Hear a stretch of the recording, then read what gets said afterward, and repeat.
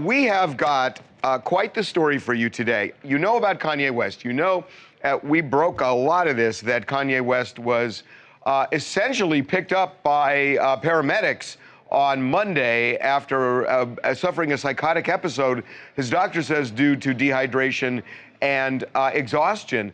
Now, there are huge financial consequences on the line here, and wait till you hear what we found out that happened hours after Kanye, after Kanye was taken to the hospital. Well, we should say hours before Kanye was taken to the hospital, he of course canceled his tour. To be exact, 6 hours before he was taken to the hospital, right, he canceled for the rest of the year. That means Kanye West sacrificed around $30 million that he would have personally made as a result of this tour. But there's more. There were vendors, there were venues, all sorts of places that had contracts with him that expected money, and they're saying, you can't just break the contract. However, it's almost basically like a $100 million venture just went away. Kind of. And money is on the line, both in terms of liability for lawsuits and profit for Kanye. So then he gets taken to the hospital, handcuffed to the gurney, goes to the hospital, and then a few hours after that, this is the big thing that kicked in, that would be the insurance policy.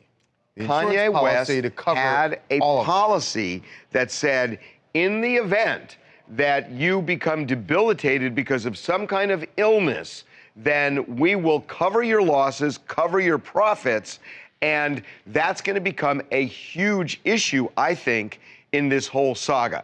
Now, guys, in that contract, we want to be clear, that is all true what you just said, as long as Kanye told them about any pre-existing conditions that he may have had. And the reason that that's important is because Kanye, if you are a Kanye fan, has rapped about in this album that he's doing this tour for, The Life of Pablo, has talked about, 1, mental illness, 2, taking Lexapro, which is a drug, an antidepressant, commonly prescribed for people with either bipolar disorder or just depression.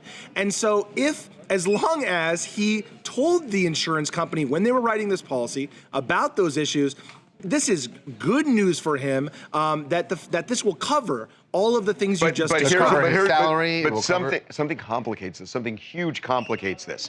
So according to the doctor, we know this because the police notes reflect it, that Kanye was suffering from exhaustion and suffering from dehydration, and it caused a temporary psychotic episode. Right. So that said, so if you're the insurance company and you want to fight this, because that's what insurance companies do. You say get hydrated, drink some water, take a nap, and then go back on tour. They'll look at the doctor's notes and say, well, wait, you should have gotten some sleep, you should have drank some water. Or no, do it now. You know, we'll cover 2 days, but we're not covering a month and a half because you were dehydrated and exhausted.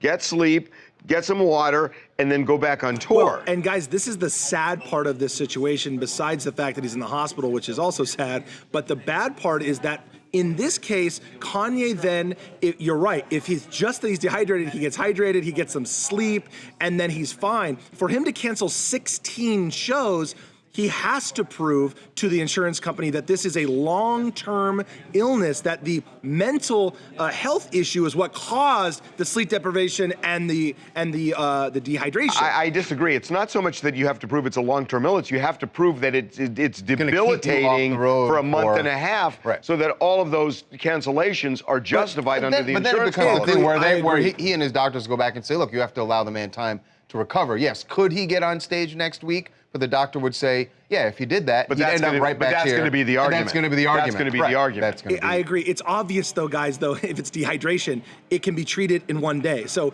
the only way to prove that the dehydration is something long-term is that there's an underlying cause, something else causing the dehydration. And I have to tell you, the reason I said it was sad is that for Kanye's brand, and this is a bad thing, but for Kanye's brand to go out there and have to admit publicly that a lot of the ranting and the Kanye-isms that are out there are because he's ill, is going to undo a lot of the stuff that's going on with Kanye. And I'm telling you right now that even some of his fans already and the rap community has turned on him for the things he said, including the stuff about Donald Trump and Beyonce and Jay-Z. So to come out and say, I was ill, I think everyone feels bad for him, but he's gonna have to deal with the fallout of that.